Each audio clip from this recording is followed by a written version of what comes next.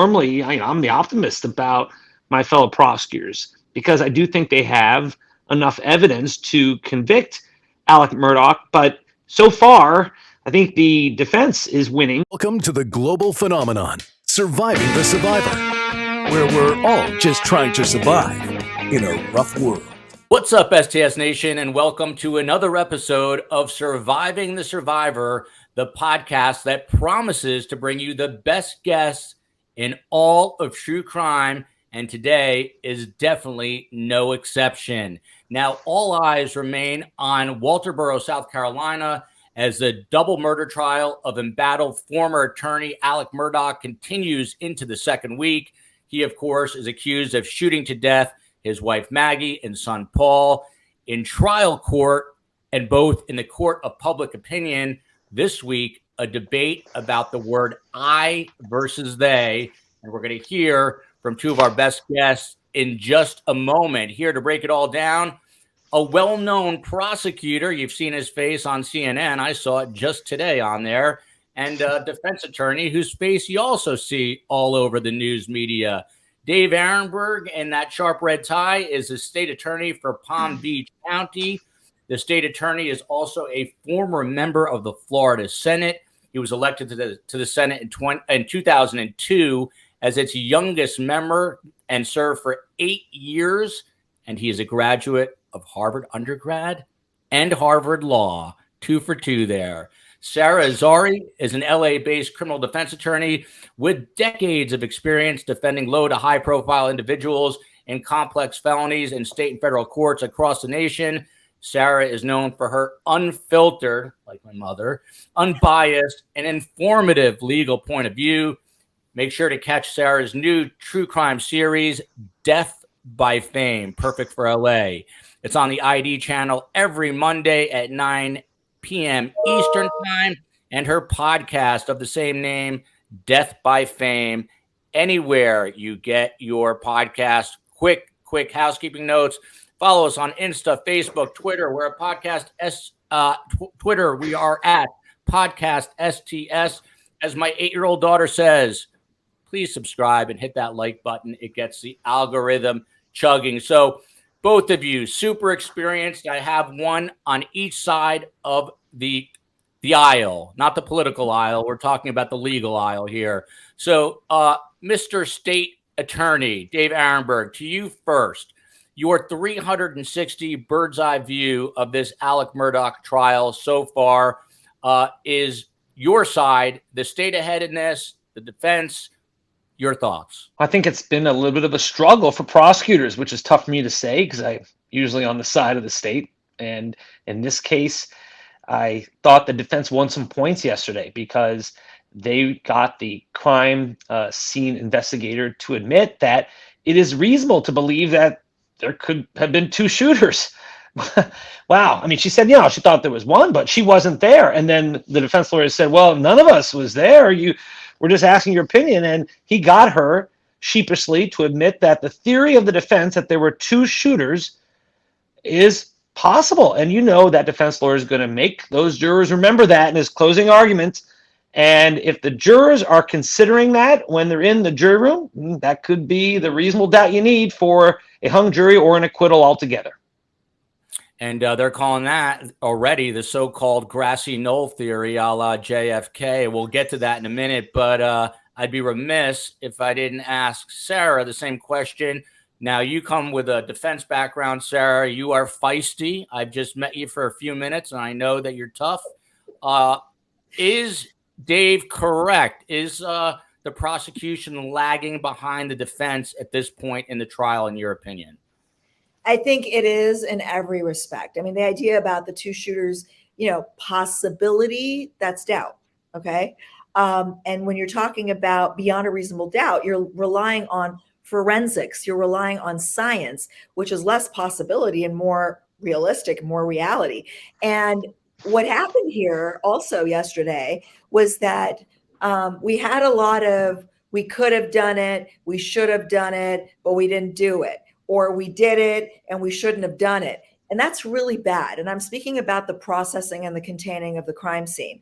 The yellow tape that we see on CSI and everywhere else on these true crime shows, that is a real thing. You're supposed to contain the crime scene. And here the crime scene was the entire Moselle property. They didn't do that. And officers were walking through, and there was an admission on cross-examination that, there was a footprint that belonged to a deputy, and he shouldn't have been walking through the crime scene, but he did.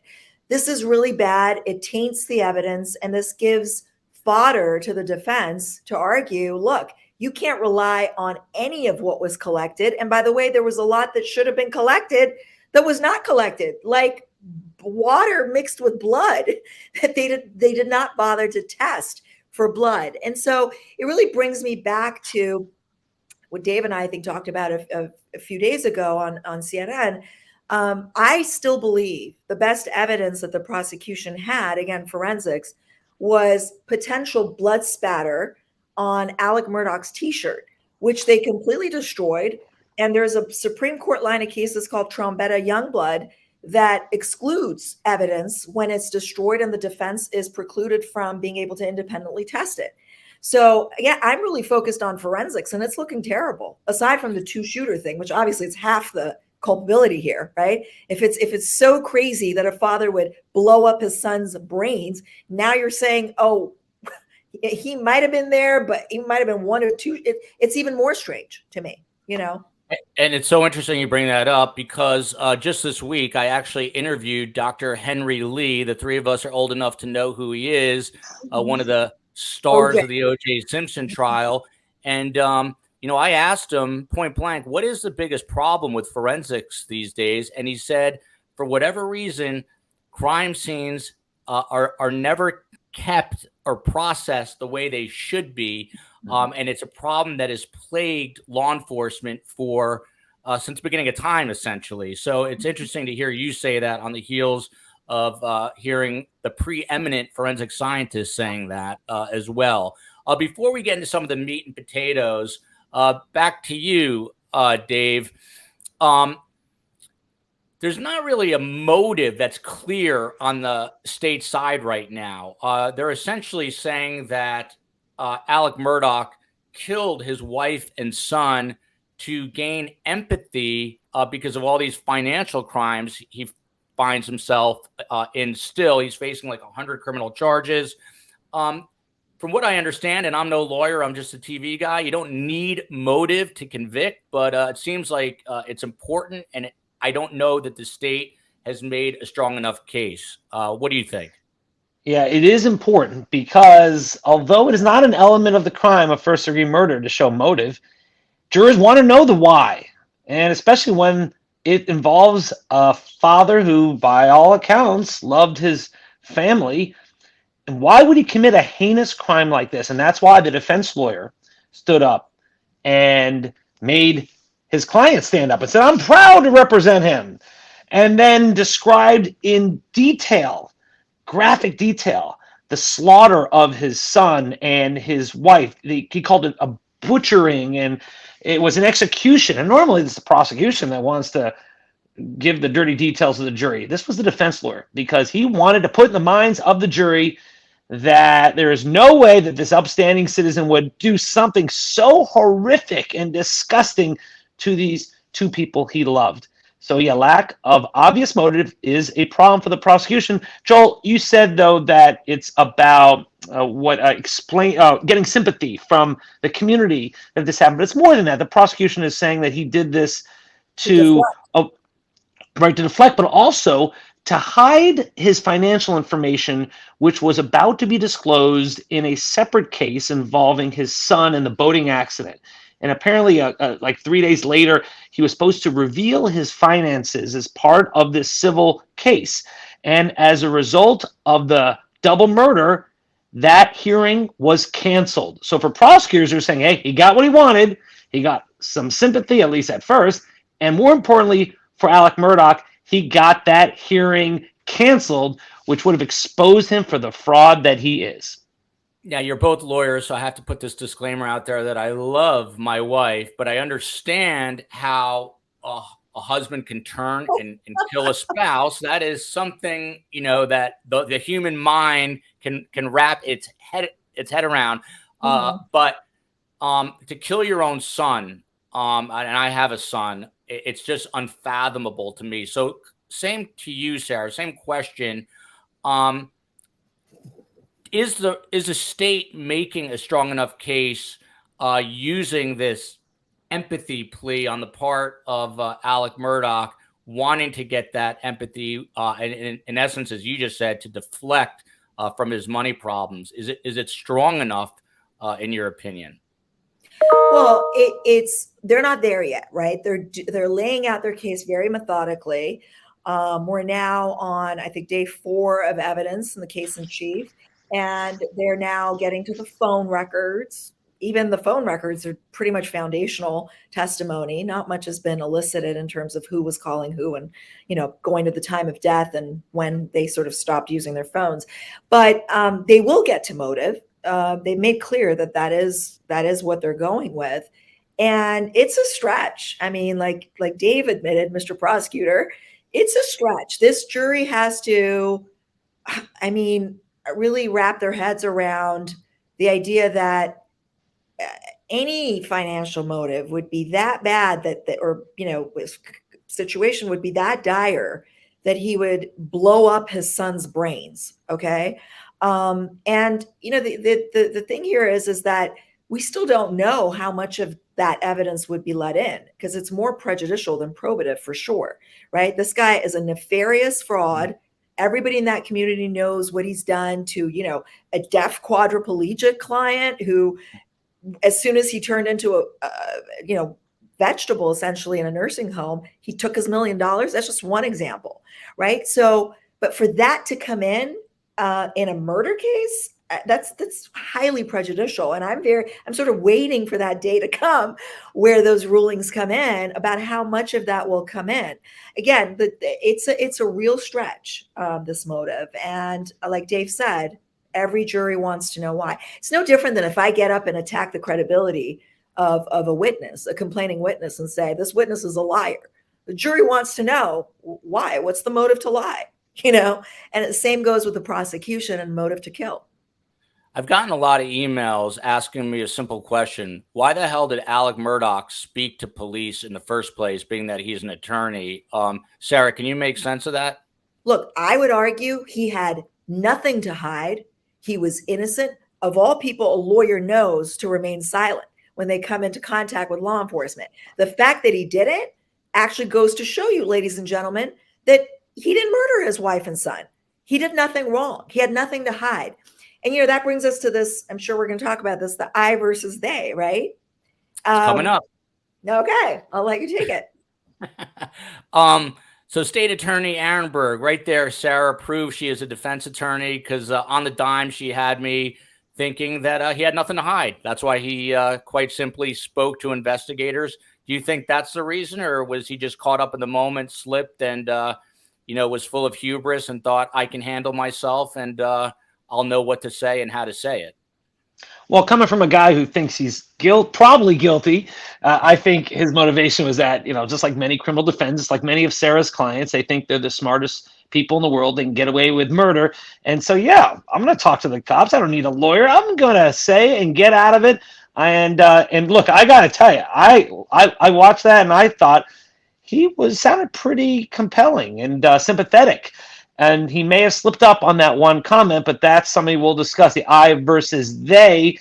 And Sarah, as a great defense lawyer, could tell you that even if he slipped up, she'll find a way to be able to explain it, because even if he did say, I did him wrong, hey, maybe that means, I should have raised him better, or I should have been there to save him or something. There are ways to explain yourself. I don't think it is a pure confession, even if looked at under the right circumstances.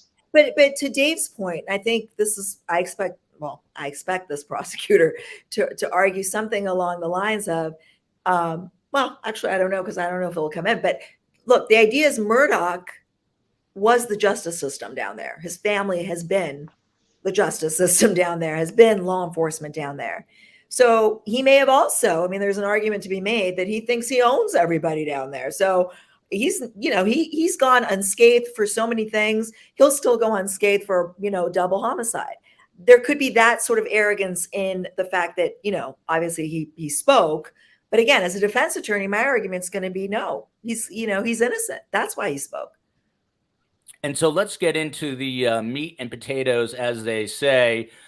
This damning testimony came up Monday and then was reiterated going into today. But Murdoch broke down, according to testimony, after describing the bodies of Maggie and Paul in his interview with law enforcement, and can be heard saying, and I quote now, "It was just so bad. I did him so bad. He was such a good boy too." The defense questioned on Tuesday the SLED agent Croft about his confidence in Alex, saying, "I did him so bad," during the interview captured on body cam. And Kraft tells Jim Griffin, the defense attorney, he's 100% confident that Murdoch said, "It's just so bad. I did him so bad." This is what everyone is talking about. I kind of accidentally got Sarah's take because I'm a news junkie and I heard what she had to say about this on cable. So I know what she's going to say, I think. But State Attorney Aronberg, is this, if he did say the word "I," an admission of guilt? Is it game over? Or will someone as savvy as Sarah figure out a way to spin it on the defense side? Yeah, a defense lawyer, especially a good one like Sarah, could spin this and say, even if he did say "I," that would mean that, yeah, he meant I should have been there or to save him, or I should have raised him better, or I should have taught him about self-defense, or I should not have allowed him to meet those unsavory people who obviously are the ones who killed him. There are ways around it. Here's the other thing, Joel and Sarah. Had you heard about this confession before yesterday? Had you ever heard of this? No. Oh, okay. If this was something the prosecution really believed was a confession, yeah, right. If the prosecutors really believed this was the smoking gun confession, why didn't we hear about it before, right? You would think this would be out there instead of all of a sudden just a surprise on the witness stand. We heard this today that Mr. Croft, whatever, Agent Croft, if you had any doubt that this could be a confession, has the potential of being a confession, why did you not ask follow-up questions to clarify it, to make it a confession? And then why did you not take notes on it? I mean, come on. Are you kidding me? A confession would be highlighted in yellow, circled in red. I mean, it would be all kinds of stuff, right? And Sarah, to your point, so the defense asks, and I quote now, "If the guy in the middle of the circle, meaning Alex Murdaugh, the only one in the circle, says, 'I did him so bad,' isn't that a significant statement if he actually said that?" And then the SLED agent on the witness stand says he wanted to follow up on it. However, he didn't because we, quote unquote, didn't make it that far. Is that excuse going to hold up for a jury, Dave? No, I don't think so. That's why I think that this is not a smoking gun. This is not the end of the case. Even if he did say "I," first of all, we don't know whether he said "I" or "they." And look, I think it's more likely, at least to my ears, it was "I." But look, even if it was "I," as we've just discussed, it's not the end of the case by a long shot. There are a lot of reasons why this case goes on, and it's just one of the many bits of evidence the jury will consider. There was somebody on Twitter that had she's from Lowcountry, and she had a good point. She goes, "You know what? Those of us who are Southerners and we have that accent, we actually think it's they, because it just to us, it sounds like how we speak." I'm like, I don't know. I don't speak that way. So but I get it. Right. Look, this is, again, that testimony about I was going to follow up, but I didn't. That goes to my point. I should have, I didn't. I could have, I didn't. I mean, that's what we're hearing so far. Right. It's this idea of they did a really sloppy, shoddy job so far. And they did play that at a third speed, at 1/3 speed. So the defense asked them to do that, and the agent said he still heard "I" instead of "they." So it just goes to show you that even with slowing down the tape, that is what the agent claims he heard. Sarah, what about the fact that there is no blood or was no blood on Alex Murdaugh, which is a little bit bigger picture than some of the specific testimony? How much does that hurt the state, or is the state's going to obviously argue, well, he changed clothing, etc.? Well, to me, that's a bit of a jury confusion issue. And you got to be careful when you're trying to confuse a jury because you'll lose them. On the one hand, there's this idea of he changed clothes. So he must have had blood on his clothes, and then it was clean. If he had gone over and touched the bodies or checked on the bodies, he would have had some blood transference at least. And so it's weird that he had clean clothes. And then there's the idea of like, we went back and got clothes with human blood on it. And that takes us to that Mickey Mouse, I don't know, science fair experiment guy who took the t-shirt and did all kinds of weird chemical testing and destroyed it, right? And in his initial report said there was no human blood. It tested negative. And then after the SLED agents paid him a visit, he goes, oh, well, let me do a second report. There was human blood, So, I mean, that whole thing has to be thrown out. And again, that to me was one thing they should not have messed up. And they did. And that would have probably helped the prosecution's case tremendously. So back to this grassy knoll theory that we kind of, previewed a little while ago. Tuesday morning around 11 a.m., Creighton Waters, the lead prosecutor, asked the same SLED agent Croft if people move around, and the agent simply responds, they can. And obviously, the implicit point here is that Alex Murdaugh moved positions, and that's why the different angles. But they believe and know or think that two guns were used in this case, even though the weapons are missing. So, Dave, to you, I mean, is that a really good tactic on the part of the defense? Is that going to, muddy the waters, and have the jury thinking, maybe there were two people here. Maybe Alec wasn't the guy who did it. Yeah, if the jury has some reasonable doubt that there could be two people there, and then I think the defense wins, because the whole theory of the case is that Alex Murdaugh did this himself. He purposely used two weapons to try to throw people off the trail. That's why he created this elaborate alibi. And yeah, he was a very sophisticated actor here. And so it's important for the state to show that with the distance involved, that this could only be Alex Murdaugh. This was not someone from the grassy knoll and Alex Murdaugh, that they were the splinter of the bullet. And there's a word for it. Sarah, you would be able to remind me of that, where the bullet fragments were so close. What's it called? That's it. Stipple. Stipple's not stipple, but I'm close. That's what it is. Yeah, that's what it is. That stuff. The stippling. There you go. Thank you. Yes. That is the fact that existed showed that the fatal shot to Maggie was so close that it couldn't be someone on the grassy knoll. There had to be someone to close the distance so quickly that it had to be one shooter. And then there's the ballistics, the shell casings, and the gun was a family gun. It wasn't some outsiders who came in and blew them apart. This was a gun taken from the family room, and there you go. So that's the theory of the state case. And it's really all or nothing, right? Either it's Alex Murdaugh who killed both of them, or it's not. Correct. Correct. That's the prosecution has chosen to go that way.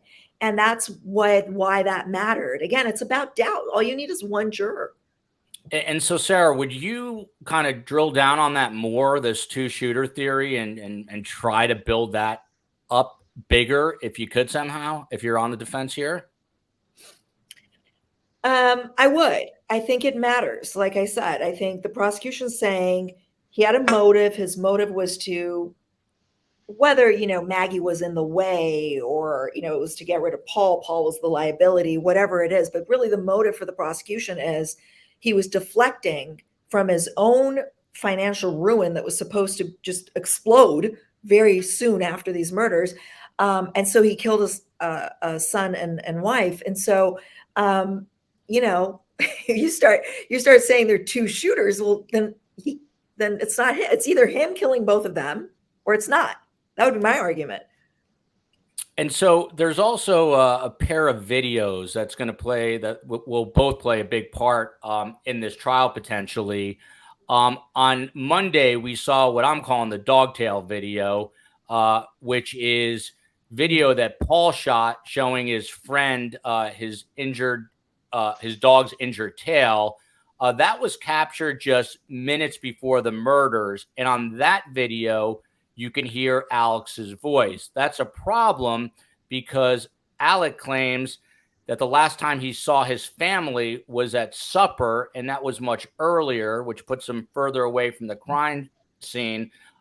So State Attorney Aronberg, how problematic could video evidence be for the defense here? That is the state's case right there, the digital footprint, the timeline, because Alec has said repeatedly he was not at the kennel. He wasn't there. That's where the murders occurred.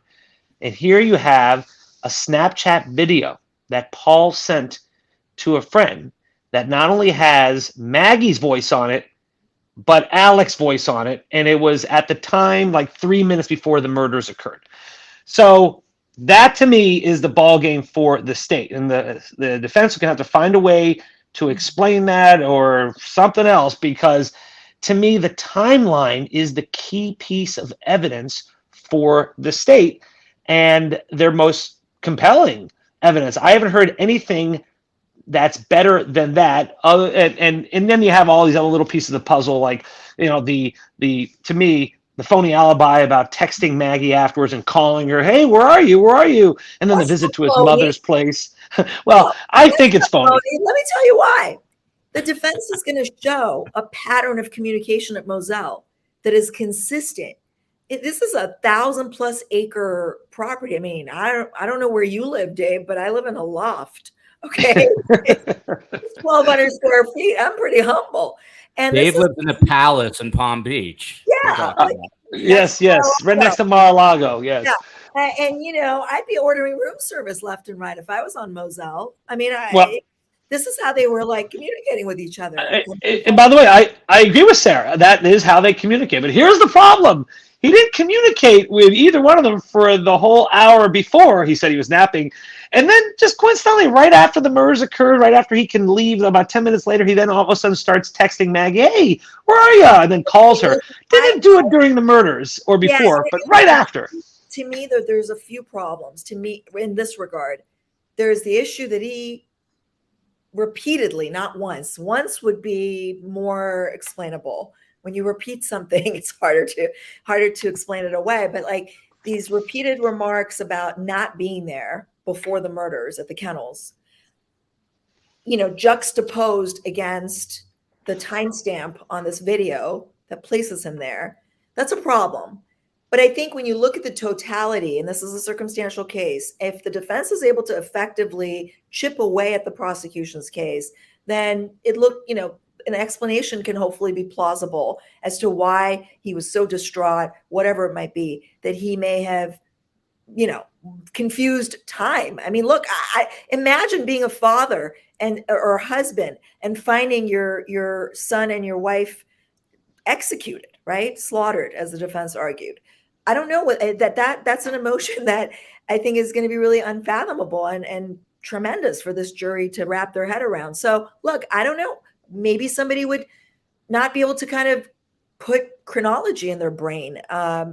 Again, it matters when he made these statements. How much after the incident was he repeatedly saying and denying that he was at the kennels? I think all of that matters. But the GPS data on the Google data on his phone shutting off, somehow indicating that he must have been at Moselle because his phone wasn't picking up service. There are a lot of areas in that Lowcountry, South Carolina, where your phone loses service. So again, the field trip that this jury is going to do to Moselle is going to be very valuable to them, because they're going to be able to not only see, where he was, the distance with the bodies at the kennels, how long it took for him to get to his car to drive off, why did he call versus driving over to the kennel to check on them? All of these are going to be better explained to the jury when they do that visit. All true. Joel looks like he as a prosecutor that he had a lot of planning in this, and he was able to get rid of all the incriminating evidence, of blood splatter. He was very slick about a lot of things. He created this alibi. But the one thing he couldn't control was that he didn't know Paul would be on Snapchat sending that video to a friend just 3 minutes before. So when he repeatedly says, Alex says, I was not at the kennel, I was not at the kennel, I was not at the kennel, you would think that's something with such a traumatic thing that happened you would remember if you were there at the scene of the murder. But he kept saying that over and over again, that I think that's the one mistake he may have made in all this. That's the biggest problem to me so far. That's just the biggest hurdle that I think. Does it go both ways? You need one juror, but you also just need one big mistake to persuade that jury, Dave? Well, yeah, I mean, if the prosecution can make the jurors focus on that, but Sarah and other good defense lawyers will say, look at all this other stuff. If you just look at all these other questions you have, if you have any question that there is a second shooter, that's reasonable doubt, that's an acquittal. And all you need is one juror to agree with that, and it's a hung jury. All 12 agree with that, it's an acquittal.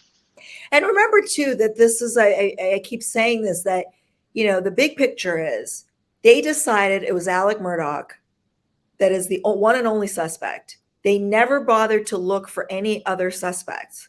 1, 2, or 10 shooters, doesn't matter. They focused on him, and then they built a case around it. And to the point of how he responded after the murders, he gave them Maggie's passcode to her phone. I would argue, look, this guy's got nothing to hide again, right? I mean, who knows what his wife might have been texting to somebody. In fact, she did text to somebody that, like, her friend, that Alex acting weird or whatever. But guess who gave him the passcode? Alex Murdaugh. And then Paul's phone, he didn't have the passcode to Paul's phone, but, it took months and months and months for them to get into that phone. No attempts to wipe off that phone. Alex Murdaugh, with all his power and all the people that he knows in law enforcement, had 9 months to wipe Paul's phone out, and he didn't. Just to clarify one thing. So the video, because I was corrected on this, that is just moments before the murders. That's what I'm calling the dogtail video. That was the video Paul shot. Now the Snapchat video, which is supposed to be admitted into evidence and for the jury to see, that video is actually shot approximately an hour before the murders take place. And that shows, the importance of that is it shows Alec in a different set of clothes. So, Sarah, to you, the Snapchat video comes out, the jury sees it. Now they see Alex Murdaugh in a totally different set of clothes just prior to committing the crime. How big a problem is that for you if you're defending him? Or do you just say, hey, he just decided to change his clothes? People change their clothes. Well, my understanding is that you cannot see Alex Murdaugh on the Snapchat video, that you could just hear him. I was corrected by a person actually involved in the case, and I'm taking their word for it. So the video, the video right before the murders, approximately a minute or 2 or 3 before the murders, is where Paul is showing his friend this injured dogtail, his friend Rogan. The Snapchat video, assuming this source is correct, is shot about an hour before, and that depicts Alex Murdaugh in a different set of clothes from when law enforcement arrived. Right. So assuming this is right. Yeah, assuming that's correct, it's an easy explanation. Ladies and gentlemen, do you not change your clothes when you get home from a dinner in the evening or work or wherever you're coming from? I mean, he's saying they went to dinner and then they came home and he fell asleep, right? I don't think there's anything unusual about changing your clothes. I mean, I don't think he went into a tux, right? He went from one set of kind of, country clothes to another set. Right? So it's a different set of t-shirts and shorts, but I think it's explainable. I really think all of this is explainable, but what we just talked about, even that's explainable, but that's a hurdle, the statement, the denial. Dave, you're better at arguing than me. What do you think about the fact that this Snapchat video, again, if I am right, which this source involved in the case says is taken an hour before, and chose a different set of clothing. Is that problematic that Alex Murdaugh then changed his clothes? Yeah. I mean, also, we could see an expert, although Sarah doesn't call him an expert. I mean, you can see an expert to talk about blood splatter evidence if the judge allows it. We don't have a ruling yet on that. And that could explain why no blood was found, because maybe blood was found through the blood splatter. But yeah, the fact that he changed his clothes shows that is, to me, important evidence. But to go back to that, I'm still not sure, and I don't want to argue with someone who's like in the middle of this case, but Sarah and I think we're under the view that the Snapchat video was the one 3 minutes before the murders occurred, and that's where you hear the voice of Alex Murdaugh. But like, whether it's Snapchat or a regular video, that was my understanding. Yeah. I mean, I guess it's just a matter of semantics. So I think there's two videos, one where you do hear his voice just moments before the crime. The other video, it shows a change of clothes, and that other video, whether it's the Snapchat or the other, and I will get to the bottom. Oh, it's body cam. I will get to the bottom of it. It's body cam, I think. When the cops come, it's their body cam video that shows him wearing whatever he's wearing. Yeah. Okay. And I will clarify that for the record. Now back to this alibi here. Agents asked Murdoch during the interview, basically on scene right after this crime happens, if anyone would want to come after Paul or Maggie. And Murdoch tells investigators that Paul got a lot of threats, but he has no idea who would want to kill his wife and son. He then kind of breaks down. And then in that 911 call, Dave, he kind of offers it up that, maybe someone was coming for his son, who again has been threatened. In your opinion, and you are not just any schmo, but the state attorney for Palm Beach County, is he building an alibi into this case early on, or a reason that someone would want to go after his son, not him?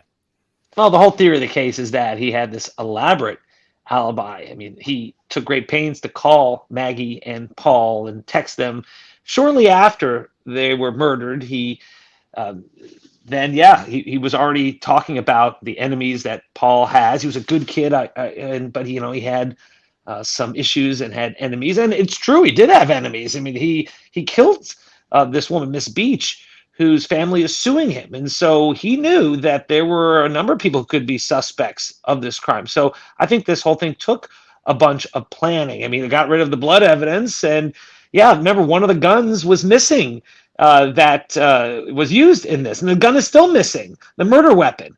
And so, there's a lot of things that went on that showed a lot of planning. Or maybe he's just totally innocent and the evidence points elsewhere. That's the best explanation from a defense standpoint, but I'm not buying it.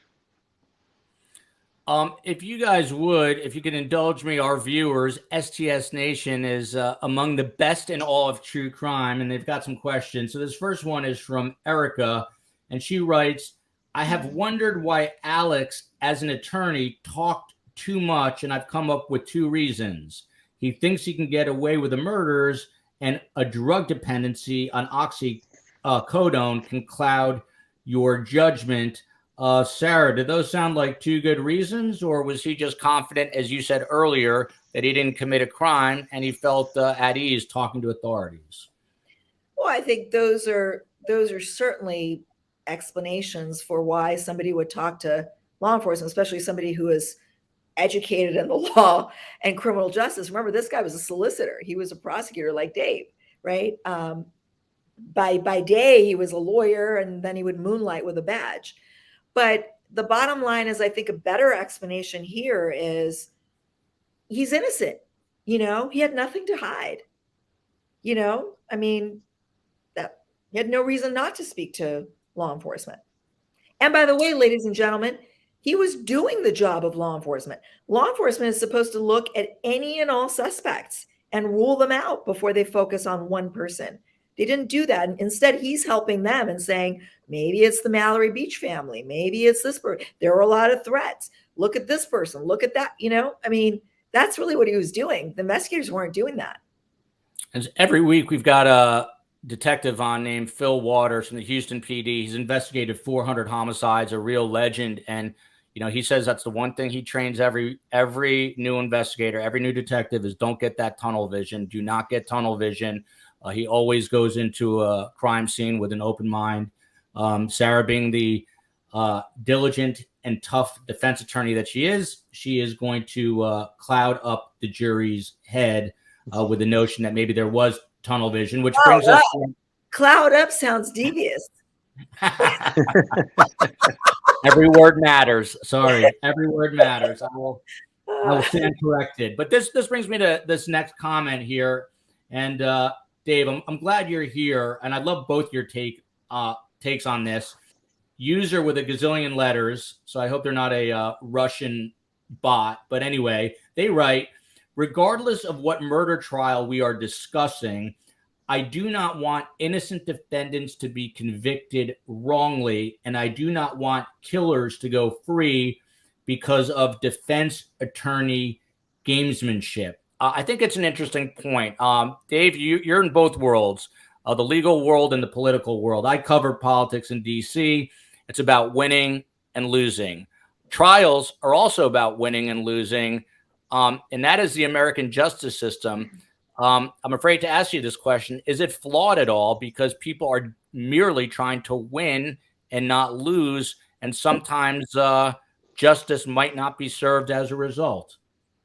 Well, it's part of the prosecutor's ethical code that the mission is not to convict in every case, but to do justice. And that's why if we find any exculpatory evidence, meaning evidence that would lead to an acquittal or to cast doubt on someone's guilt, you have to produce it. You have to show it. You have to give it up. And so sometimes the best things we do are just to drop charges or to release someone after they've been wrongfully convicted years later.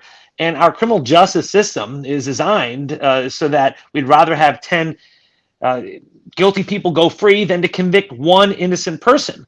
And is it perfect? Far from it. I'm reminded of Winston Churchill's comment about democracy. Democracy is the worst political system in the world, except for all the other political systems. You can say the same thing for the jury system. So yeah, we're far from perfect. We are flawed, but it's probably the best system that we have. Agree. I knew Dave would have a great quote there. Sarah, anything you want to add to that? So we did get a few comments, saying, I just hope if this person did it, they're convicted and that no games are being played. But that is just the American legal system, is it not? Yeah. And listen, I don't look at it as a game. I look at it as, look, people ask me a typical question. I'm sure they ask Dave too. How does a defense attorney sleep at night? Getting somebody off. Okay. The reality is that most people don't get off. There's more possibility of somebody who's innocent getting convicted than somebody who's guilty being let free. And a prosecutor's job is also not to charge unless they can prove their case beyond a reasonable doubt.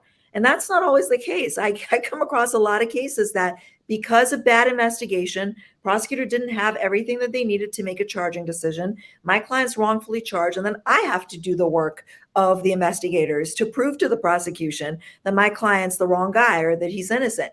But the reality is, look, I call myself a soldier of the Constitution. My job is to challenge prosecutors. My job is to challenge the government, make sure that they are doing what they're supposed to be doing and not overreaching and not violating my client's due process. I don't look at it as, I'm playing a game and I'm going to try to win. I expect prosecutors to be fair and ethical, and I don't cheat. I expect them not to cheat. Well said. This next one comes from GMAP. Dave, I'll toss this one to you. I wonder if Alec tried to contact Rogan, that is Paul's friend, so many times as Alec couldn't get into Paul's phone and wanted to find out what Paul had sent to Rogan, like dodgily trying to preemptively do damage control at the most inappropriate time. It seems like from the state's point of view, this might be an interesting point to hammer home. Well, yes, if they can show that Alec desperately tried to reach the friend who recorded the incriminating video, that would be evidence of some sort of witness tampering or just consciousness of guilt. Hey, I need to talk to you. Let me get that video. I saw that there was some video sent to you and I need to have it. Yeah, that'd be bad. But we don't have any evidence of that, correct? Yeah, and how would Alec be able to get, I'm not a phone expert, but how would Alec be able to, if this phone has a passcode that Alec doesn't have, which apparently is the evidence, then how would Alec know what was sent from this phone to Rogan, right?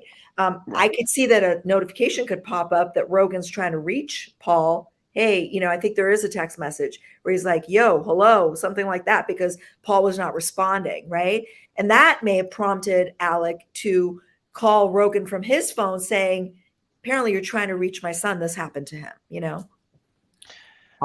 This next comment, we'll take a couple more. I know both your time is very valuable, but this one comes from Mr. Dave, 1963. This kind of just shows you how everyone's got their own take. And he writes, I think Alec damaged the dog to get Paul out there at the kennel. I think he shot them both after Paul told his friend about the dog, hoping the friend would come and find the bodies. I think Alec called Paul's friend to find out if he was going to the kennel. When he couldn't reach the friend, he went back to discover the bodies himself, which I feel confident was not his plan. Sarah, I have a feeling you would shred this guy in the court. This is too complicated. It's a lot of work. A lot of work. I think someone who wants to do that will keep it simple. Yeah, I think if, look, if the prosecution is going to argue that he did it, which is their argument, I think it's just as simple as he lured Maggie to Moselle because Maggie was staying at the beach house. For whatever reason, he told Maggie to come over. And then, he shot and killed both of them using two different weapons. That's another weird thing. This next one is from David Gargamella, who's a friend of the show. And he writes, I did him so bad. Joel, this was not an admission of killing his son. I heard the father expressing regrets here, the same doubts everyone has about dealing with loved ones when they die. Everyone wonders about how they could have been a better father, son, spouse. But his statement was not necessarily an admission that he killed his son. And Dave, that's certainly an argument the defense is going to pick up on, right? Well, that's what I've been saying from one David to the next. Yeah, that's what I've been saying, David Gargamel. In fact, now that name rings a bell. I think in my youth, Gargamel was the villain in the Smurf comics, right? The Smurf cartoons. Am I correct? Because I need that answer. I'll find that one out for you too, and I'll let you know about that and the Snapchat. Yeah. All right, thank you. Some homework. So that we'll end on this comment here from Wendy Payne, and we'll send it to Sarah because this is from one woman to another woman here. One more comment. Watching this trial, feeling like it's still 1950 in South Carolina. A few of the female witnesses seemed scared to death to respond, in all caps. The whole atmosphere, to use a Palm Beach and DC word here, feels swampy, and something doesn't feel right. What do you think of that, Sarah? Does it feel like Colton County is trapped back in the 1950s in watching this right now? I mean, look, in some respects, yes. I remember the first time I heard about this case and who Murdoch was and what was happening down in Lowcountry. It was like a movie. And I mean, in fact, there's a lot of docuseries and podcasts about this because those of us who don't live in an area like that can't fathom that there is such a thing in, 2021, 2, 3 in the United States. But, and yes, it's incestuous. Yes, it's swampy because for so many decades, the Murdoch family has ran the justice system down there. But we have to believe that this jury is as fair and impartial as it could possibly get, right? I don't think there's any venue or any jury that's great for this case because everyone has familiarity now with who Murdoch is and what he's done. But all things considered, I mean, we have to have some trust in the system that the jury is going to take seriously the admonition that they're only supposed to consider the evidence that they see and hear in this courtroom during this trial. But I don't know who your caller or your viewer was referencing because so far these are law enforcement officers and Verizon people that we've heard testify. I mean, certain law enforcement agencies Murdoch pretty much owned, up until he went down. But I don't get the same sense of fear in the witnesses. But to the extent that there is general fear, yeah, it makes sense. Sarah, if I can add to that, the one witness that I think she may have been referring to was the crime investigator who the defense counsel got to admit that, yeah, it's reasonable it could be two shooters. And she looked totally like a fish out of water. Like she may be a really good investigator the on one the who scene. didn't test the blood and the one that said the deputy walked through the crime scene, right? That one, right? The one that said that, yeah, it could be, and the one she said, look, I wasn't there. And he said, none of us were there, So I that's the one that I saw was like sort of wilted under the hot sun there. And yeah, I can see why someone would say that. It really did seem like, ooh, bad moment. Yeah, I mean, look, again, for decades, you would never speak about this family. You would never mess with this family in any way. And, this is sort of the end of this dynasty. It's not just whether or not he murdered Maggie and Paul, but it's really kind of the end of him. I lied one more question because this person's name is Cats Don't Lie. So I lied. Dave, I just think this is important. As I said, I got a few of these comments. Trials are a game in which each side does whatever is necessary to win. It's not about finding the truth. How is this justice to the state attorney? Oh, there are ethical rules in place. If it was just a game of winning, you would see prosecutors withholding evidence, and we're not allowed to do that. Does it happen? Has it happened? Yeah, but if you're caught doing that, you get disbarred, and no prosecutor I know or who works for me would ever do that and be allowed to work for me. So, I just think that there are a lot of reasons why you'd be so cynical, especially when you compare humans to cats, because cats never lie. But in the end, our system is better than what's out there, because you have people on both sides who have ethical codes. They have bar restrictions, bar rules. And in the end, for prosecutors, we take an oath. And if we do something that violates that oath, we can get disbarred. We can get imprisoned, like Mike Nifong, the DA in North Carolina, the Duke lacrosse case. So I'm just asking you to reconsider your pessimism on the system. I think we're a little better than that. Yeah, and on my side, I have an ethical duty not to put on evidence that I know is not true, or to witnesses that are going to lie. So I also have duties, and it's interesting how sometimes we get disparaged, like we're bad guys. And we were not cats. Not by Dave ever. But, we're definitely not cats, but I'd rather be a dog, I think. The great Sarah Azari, it is her first time on the show. We hope it is the first of many. She is an LA-based criminal defense attorney. She has a new true crime series, Death by Fame, on the ID channel every Monday at 9 p.m. Eastern. You better be watching it. And has a podcast by the same name, Death by Fame. She's going to try to get Dave Aronberg on her podcast. I'm not sure if she'll be able to pull it off. I did. Sarah, what are your final thoughts here? And let me put you on the spot. Is this a hung jury? Is he acquitted? Is he convicted? What do you think? I would say acquitted and at most hung. I don't see this as a guilty verdict so far, unless something absolutely, earth-shattering comes in. I think even the hurdles that Dave and I have discussed are explainable in a plausible way.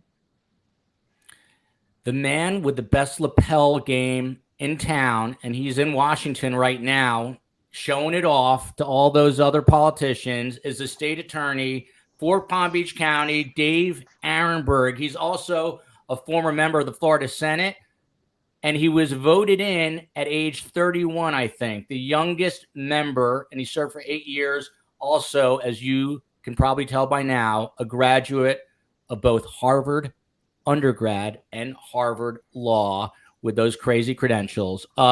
Dave, same question to you. Hung jury, an acquittal, conviction, and what are you looking for in the coming days? Yeah, I may have been the youngest state senator at the time, but politics has aged me fast. So, yeah, thank you for the memories. I would agree with my friend Sarah. I think as of right now, this is heading towards either an acquittal or a hung jury, but the state has not yet begun to fight. I think the key evidence is going to be coming in soon. The timeline, the Snapchat, or whatever video you want to call it, with Alex voice on it. So I think right now it's not going well for the state, but they could turn this around pretty quickly. And one final thing, Joel, since Sarah's got a great podcast, she was able to plug. I want to plug my Twitter and Instagram page if I could ask your. All right. Please follow me on Twitter at Aronberg, Aronberg, or on Instagram at Dave Aronberg. And I tell you this, Aronberg. How did you get at Aronberg on Twitter? Like, did they not offer you Aronberg 1, 2, 1, 2, 3? 1, 2, 5? I got in early on Twitter, and I just was able to get at Aronberg. Although there's some imposter who put up Dave Aronberg, and that's been a nuisance over the years. So some part of me wishes I had the Dave Aronberg name on Twitter. So just Aronberg. Don't be fooled. Yeah, and he will respond. He's responded to me, and I was pleasantly surprised. A quick programming note. We are actually, tomorrow, we will have another episode on that tragedy out of Idaho. We've been following that case from the start up until now. Maybe we'll get Sarah and Dave back to discuss that once the trial begins. And then, of course, we are following the Alex Murdaugh case daily and all the other true crime news. But for now, love you, America. That is my homage to Geraldo. See you, everyone.